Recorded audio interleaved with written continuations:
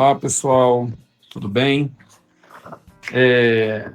Então, a gente está terminando agora na parte da manhã, nesse momento, a nossa clínica, né, analítica, e em alguns instantes a gente vai começar a clínica da supervisão, tá? E assim, cada vez mais eu estou percebendo para a minha clínica, né, para o meu modo de operar, né, a minha escuta, uma demanda de uma interação com o nosso paciente, né? Desde sempre, mas essa demanda de operação ela vai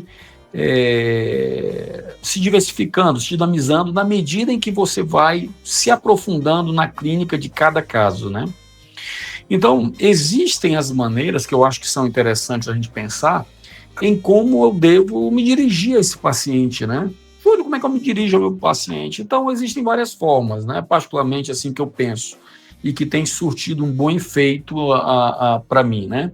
Então, através de perguntas, né? Perguntas, ou seja, trazendo indagações que são ali relevantes para esse paciente, né? No tocante à implicação dele com o caso, a implicação dele com a responsabilidade que lhe cabe, né, no seu processo, né, fazendo ele entender, né, o que quer, quais são os seus desejos, o que ele pretende com a análise, percebe? Então, tem vários questionamentos que eu acho que são importantes serem feitos, né, ao longo das sessões, principalmente nas entrevistas preliminares, porque nelas você vai estabelecer algumas pontes de dinâmica para todo o percurso analítico, né?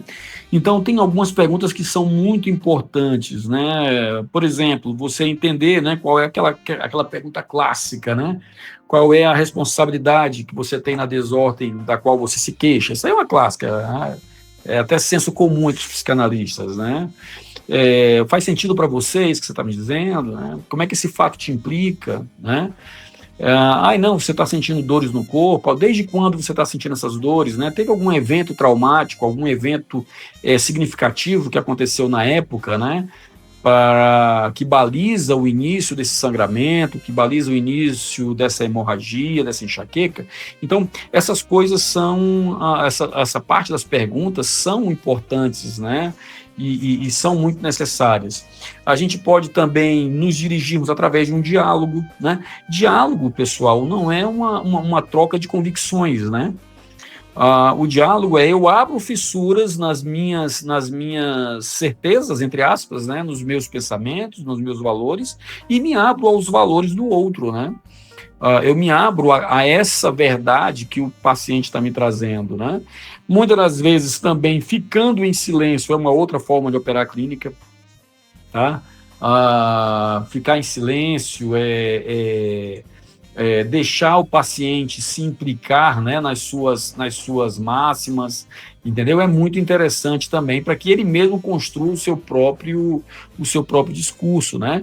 A gente dá uma explicação ao paciente. Júlio, eu posso explicar alguma coisa ao paciente? Pode. Se ele tiver alguma dúvida sobre o que está acontecendo com ele, desde que eu penso, né, não seja diretamente ali uma questão de diagnóstico, né, eu acho que é um bom procedimento analítico. Assim como também eu posso estar trabalhando esse paciente através da confrontação, né? Por exemplo, muito além do esclarecimento em si, ou seja, a gente esclarecer para ele alguns detalhes que nós estamos descobrindo e que ele vai definir ou não a veracidade e a validade dessas descobertas, tem também a confrontação, né? Eu posso chamar a atenção desse paciente para um determinado fenômeno que eu estou percebendo, né?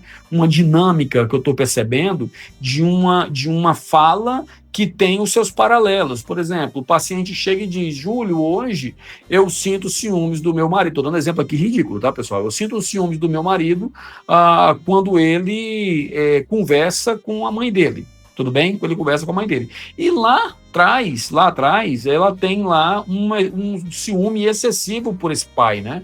Um amor excessivo por esse pai. Então, de uma certa forma, existe um paralelo situacional, né?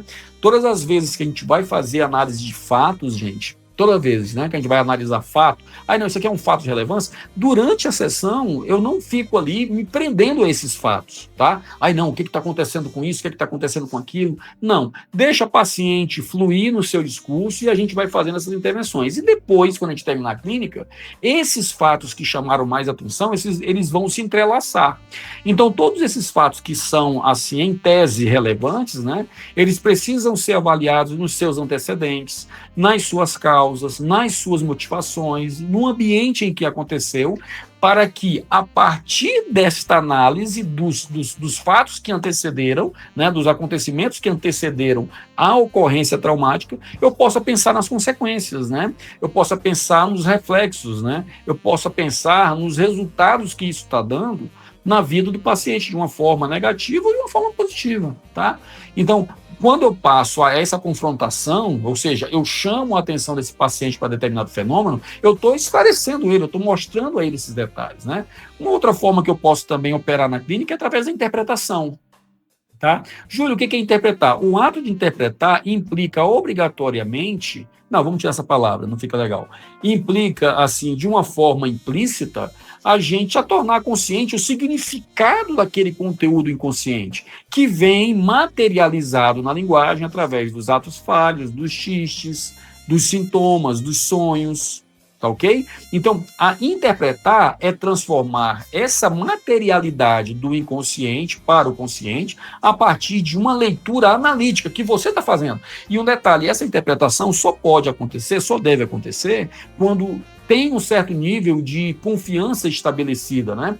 Agora, existem casos em que aí quebra-se um pouco a teoria, né? Por exemplo, eu estou vivendo isso agora, que o nível de intensidade da escuta e da associação livre é tão grande que eu estou há 2 sessões com uma paciente que a gente está em níveis assim de análise conjunta impressionante. Ela é uma psicanalista, né? Isso favorece muito para isso também, há de se considerar isso, essa paciente. Então, a gente está chegando a níveis de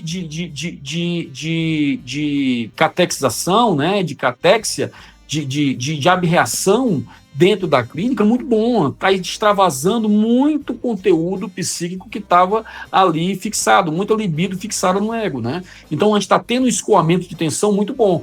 Isso não é muito normal, né? Porque a maioria dos pacientes não são psicanalistas, né? Ou psicólogos, e isso ajuda muito para o próprio escoamento, a própria fluidez da terapia, tá? E, por fim, a última forma, né, de processar esse diálogo é exatamente estimulando essa elaboração, né? Esses insights, essa memória, essa demanda de mudança, de transformação, tá? Então, quando a gente dá essas explicações, quando a gente apoia o paciente, tá, em uma decisão difícil, não é apoiar no sentido de concordar ou discordar, não é? De dizer o que ele deve fazer, mas sim de ser um amparo, para que ele possa se ponderar, as perguntas que geram a ponderação, que geram a reflexão. Então, eu fiz questão de passar isso, porque tem uma maneira de operar, né?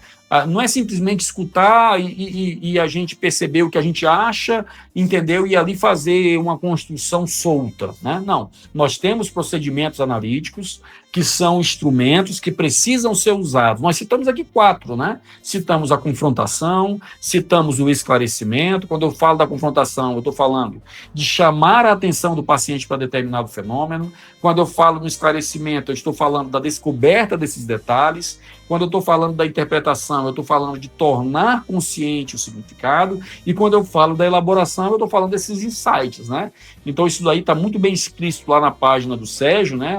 Na Psicanálise dos Mundos Possíveis. E ele foi muito feliz em colocar essas ferramentas, né? De procedimento analítico. Tá bom, pessoal?